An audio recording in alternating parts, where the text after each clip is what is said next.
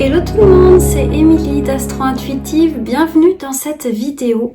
Je suis ravie de vous retrouver pour cette vidéo vraiment importante, vraiment spéciale, puisqu'on va parler ensemble des éclipses. Le 12 août, c'est l'éclipse solaire totale dans le signe du Lion, qui est associé au nœud sud, la porte du passé. Vous allez voir, je vais vous expliquer tout ça, et c'est vraiment un temps fort important dans l'année. Dans cette vidéo, on va parler du sens des éclipses de manière générale, un petit peu préciser la manière dont elles s'expriment, dont elles se manifestent en lien avec l'observation, ce qu'on a pu remarquer, et on va voir un petit peu comment on peut travailler au mieux avec cette éclipse. Je vous parlerai aussi des personnes les plus impliquées. Je suis désolée de ne pas avoir pu tourner une vidéo pour la dernière pleine lune. J'étais en stage en Ardèche, donc voilà. Mais j'ai pensé fort à vous et surtout, je voulais à tout prix vous tourner cette vidéo pour l'éclipse. Alors, je vous mets à l'écran le thème de l'éclipse du 12 août. Alors certes, elle a lieu le 12 août, mais il faut comprendre que déjà une semaine avant, à partir du 4-5 août, on commence à rentrer dans l'énergie de l'éclipse. Les éclipses sont des paroxysmes au sein de l'année. On va avoir deux périodes d'éclipse qui sont séparées de 6 mois. La dernière période d'éclipse, on était aux alentours de la mi-février.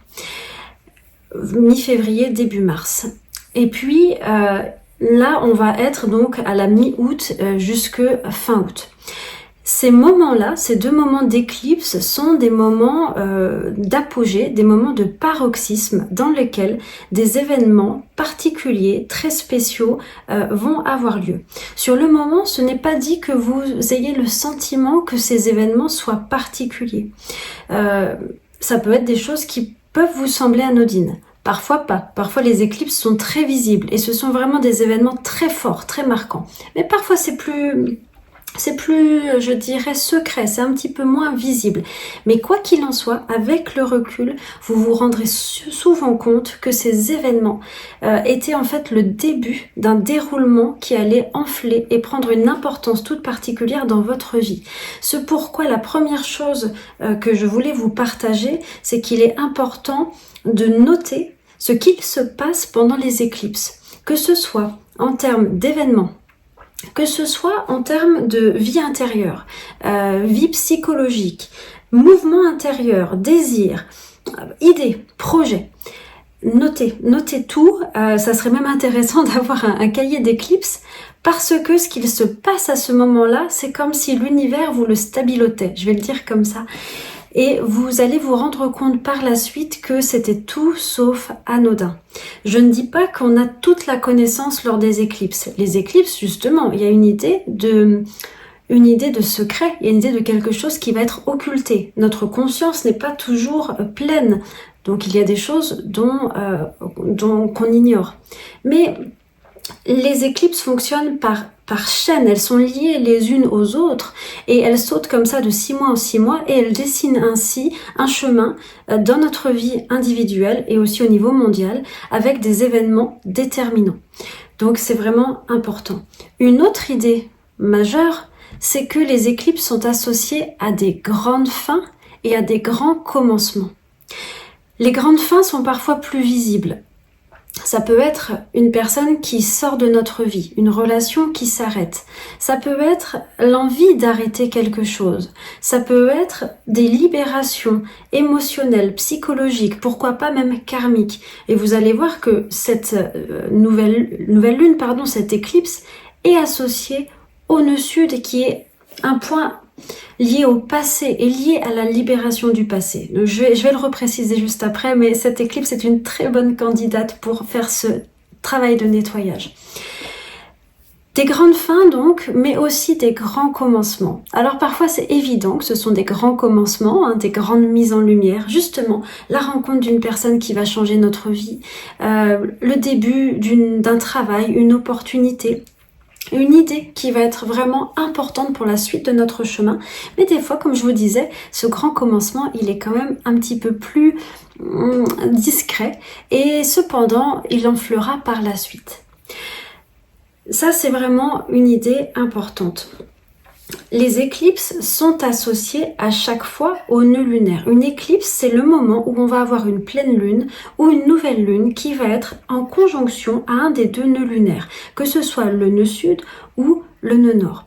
Pourquoi? En fait, quand les nouvelles lunes ou les pleines lunes se passent près des nœuds lunaires, ça signifie d'un point de vue astronomique qu'on va avoir un alignement Soleil-Lune-Terre. Donc nécessairement, cet alignement va créer les éclipses. C'est assez merveilleux, mais notre système Soleil-Lune-Terre, eh bien, il provoque ces éclipses. Ici, on va avoir la Lune qui va passer entre le Soleil et la Terre, qui va donc occulter quasiment intégralement le Soleil vu depuis la Terre. Les éclipses, de fait, vous m'avez compris, elles peuvent être associées au nœud sud ou au nœud nord. Cependant, le nœud sud et le nœud nord n'ont pas le même sens. Alors, je vais vous parler un instant des nœuds lunaires pour comprendre un petit peu mieux ça. Les nœuds lunaires ont une idée clairement de destin.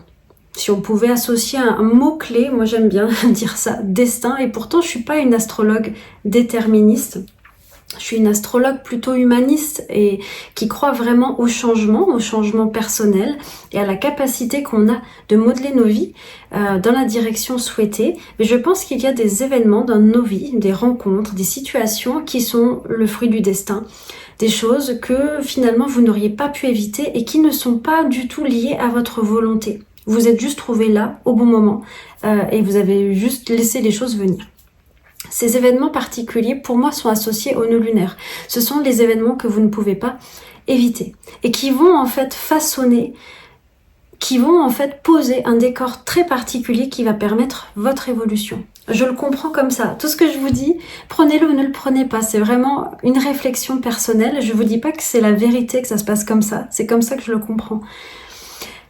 Dès que les nœuds lunaires sont impliqués dans les nouvelles lunes ou les pleines lunes, ça va faire intervenir cette notion de destin. Ça fait intervenir cette notion d'événement un petit peu plus marqué, un petit peu plus ancré. C'est pourquoi je vous dis, notez bien tout ce qui se passe. Parce que ce sont les événements qui sont inscrits sur votre feuille de route, sur notre feuille de route évolutive.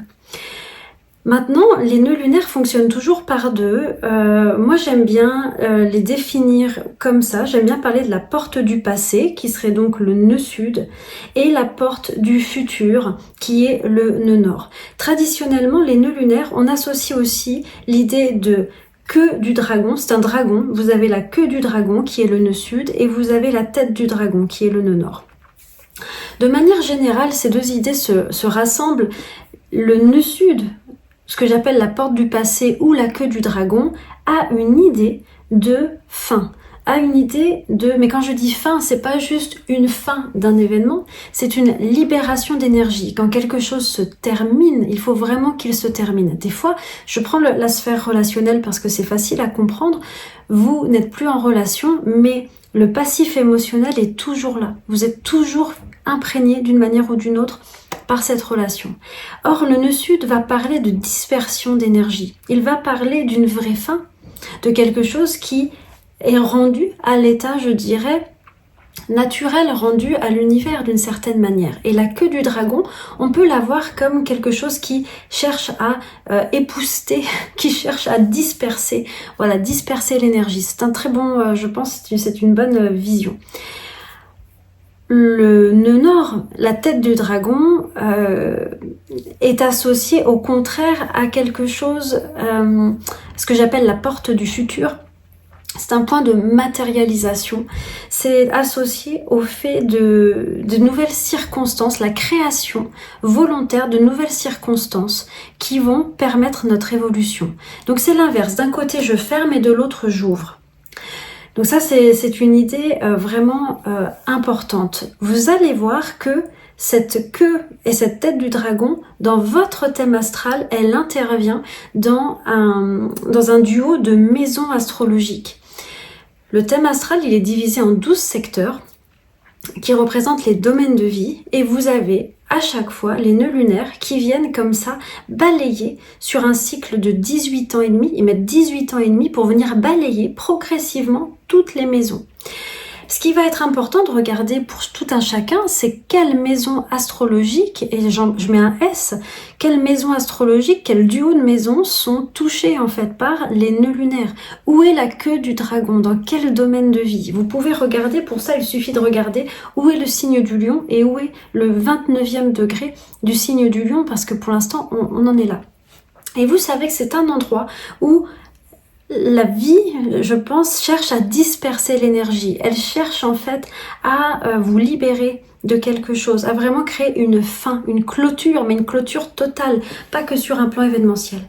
Au contraire, la tête du dragon, le nœud nord, lui, va chercher à créer des circonstances, va ouvrir des portes. La plupart du temps, pour moi c'est très événementiel, vous êtes face à des circonstances qui vous permettent exactement d'évoluer. Et elles sont associées à la maison.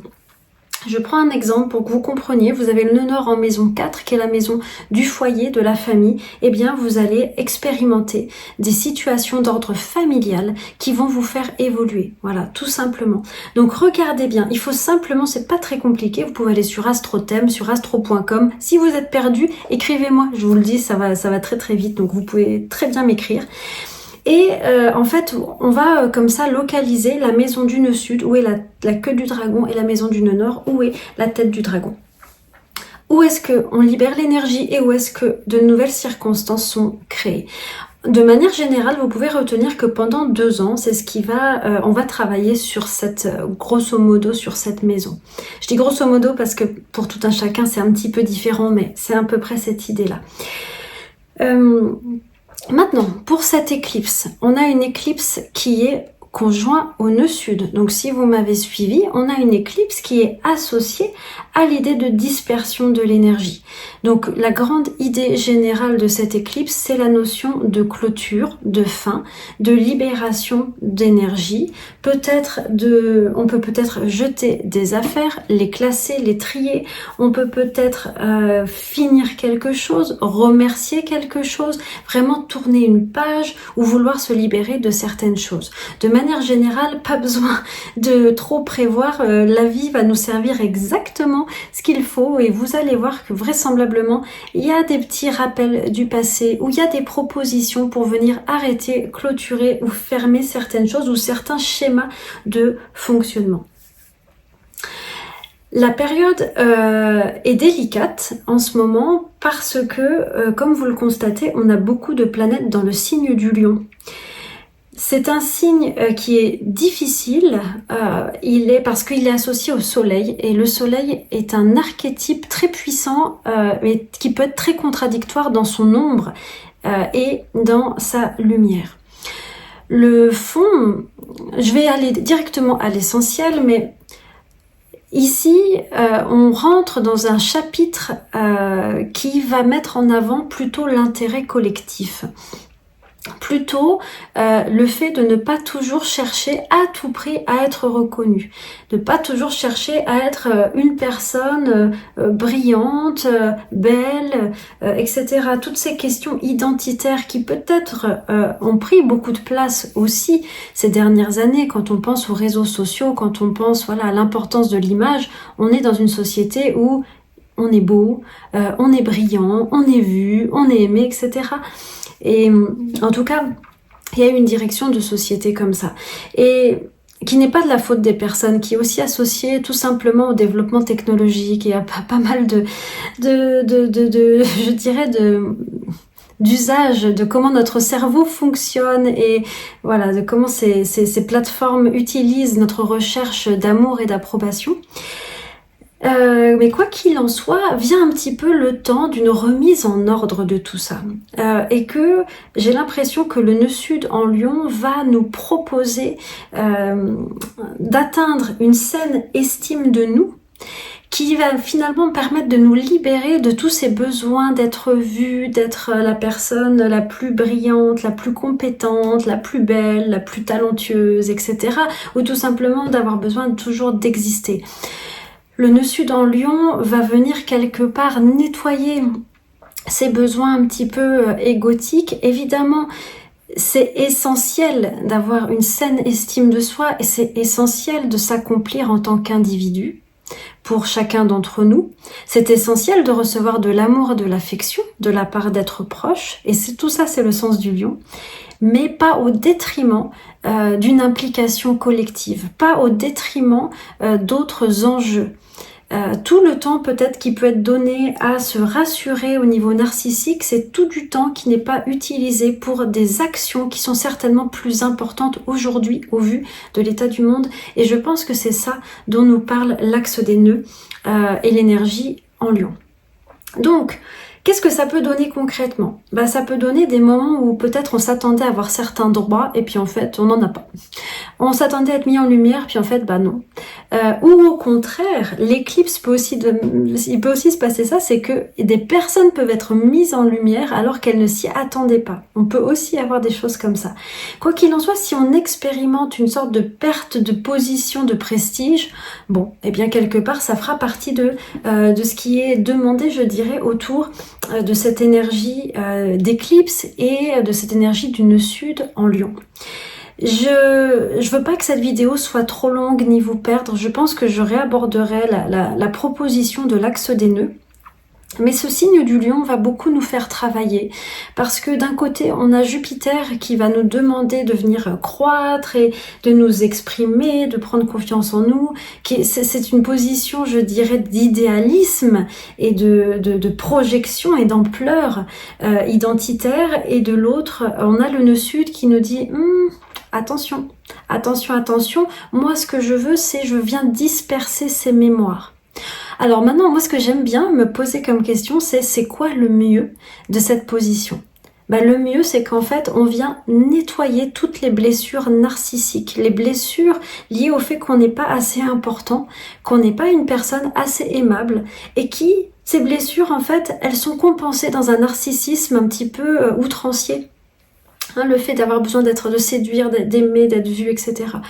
Et en fait, si la queue du dragon fait bien son travail, on va atteindre l'état lumineux du lion qui est la générosité solaire, le don de soi, la lumière, la joie, la chaleur, le fait de pouvoir donner. C'est-à-dire qu'on va plus être dans le vouloir prendre, mais on va être dans le don.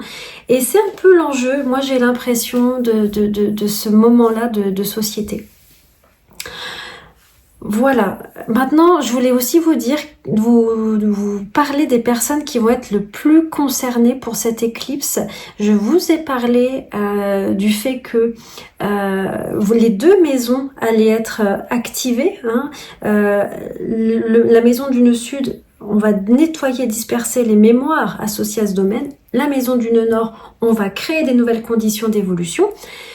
Maintenant, les personnes les plus impactées par cette éclipse et pour qui, vraisemblablement, elles sont dans un moment de vie majeur, ce sont les personnes qui sont nées en ce moment, à une semaine, je dirais, avant et après l'éclipse, donc vraiment aux alentours du mois d'août, aux alentours de la mi-août, pardon. Les personnes qui ont les nœuds lunaires aux alentours du 20e degré de l'axe Lion-Verseau, parce que l'éclipse va tomber exactement sur leur nœud lunaire, et les personnes qui auraient des planètes, notamment des planètes personnelles, donc du soleil, lune, l'ascendant aussi, c'est pas une planète, mais aussi, Jupiter,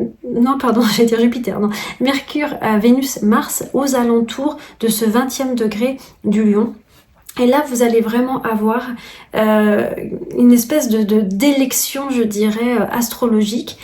Quand une éclipse tombe vraiment proche des points personnels de la carte, ce sont très souvent des années majeures dans lesquelles il va y avoir des développements particulièrement importants. Donc voilà, ouvrez l'œil et en même temps, vous n'aurez pas grand-chose à faire, ça va se faire tout seul. Maintenant, quels sont mes conseils pour bien vivre cette éclipse? Je pense qu'on a vraiment une piste qui est associée tout simplement au nœud sud. Réfléchissez à tout ce que vous voulez libérer, ce que vous ne voulez plus. Ça peut être des pensées, des schémas de pensée particuliers, parce qu'il y a beaucoup de peurs, d'émotions, de dynamiques de comportement qui viennent de schémas de pensée. Donc regardez voir un petit peu quel schéma de pensée vous voudriez donner à l'éclipse dont vous voulez vous libérer. Y aurait-il des choses que vous voulez donner, que vous ne voulez plus, une énergie résiduelle que vous voulez désormais disperser? Ce sont d'excellentes questions et c'est tout à fait raccord avec l'éclipse. La deuxième sujet, c'est regardez bien les événements particuliers qui se passent autour de cette éclipse et en vous, à l'intérieur de vous, des désirs, des idées, des impulsions. Qu'est-ce qui se passe? Et regardez aussi 6 mois en arrière, lors de l'éclipse dans le signe du Verseau, au mois de février, regardez où vous en étiez. Qu'est-ce qui s'est passé pour vous? Parce que cette éclipse-là, quelque part, elle vient amener une autre partie du puzzle. Quand on a commencé en février, en fait, on savait pas trop où on allait, et là, on commence à y voir un peu plus clair. Donc, essayez de faire un petit peu ce lien. Il y a 6 mois et aujourd'hui, où est-ce que j'en suis? Et enfin, un travail de fond sur le signe du Lion. Comment est-ce que je peux être assez en paix avec moi-même, avec qui je suis, dans mes qualités et mes défauts, pour basculer dans la partie lumineuse du Lion, à savoir le don, la générosité, le rire, la fête, la chaleur humaine, et non pas être pris dans un besoin de reconnaissance, un besoin d'avoir peut-être des privilèges, des droits, un besoin de réassurance, etc. Voilà, c'est un petit peu le travail. Je fais simple parce que je crois qu'il y a déjà beaucoup à dire sur cette éclipse. Si vous souhaitez l'observer, évidemment, vous savez que on ne peut pas regarder cette éclipse avec aux yeux nus, j'allais dire, c'est un peu bizarre. Il faut des lunettes, je pense que vous l'avez déjà entendu, hein, je suis vraiment pas la première à vous le dire, mais c'est vraiment important. Si vous souhaitez observer cette éclipse magnifique, et je pense qu'il ne faut pas la rater, prenez bien des lunettes spéciales éclipse pour ne pas vous abîmer les yeux, c'est vraiment fondamental, hein, c'est une information majeure. Voilà, je conclus ici cette vidéo. Si vous souhaitez vous abonner à ma lettre astrologique, vous pouvez vous inscrire. Regardez dans la barre de description, il y a le lien pour vous inscrire. Dans 10 jours, 15 jours, je vais donner un stage sur l'astrologie et les relations. On va aller voir un petit peu tout le modèle d'attachement en passant par la relation parentale, puis les expériences amoureuses. Donc si ça vous intéresse, il reste plus beaucoup de place, mais quelques places. Voilà, pareil, les liens sont en description. Et enfin, si vous voulez apprendre l'astrologie à la rentrée, peut-être parce que vous êtes déjà thérapeute et vous voulez accompagner les gens avec l'outil astrologique, voilà. Si vous voulez aussi apprendre tout ce qui concerne les transits, la révolution solaire, eh bien, vous pouvez aller voir. Ce sont des formations que je donne à la rentrée, le démarrage est à la mi-septembre. Je vous remercie pour votre écoute. Je vous souhaite une très belle éclipse. Vraiment tout le meilleur. Moi, je vous embrasse. Je vous remercie pour votre écoute comme toujours. Et je vous souhaite vraiment le meilleur pour tout un chacun. À tout bientôt. Je vous embrasse.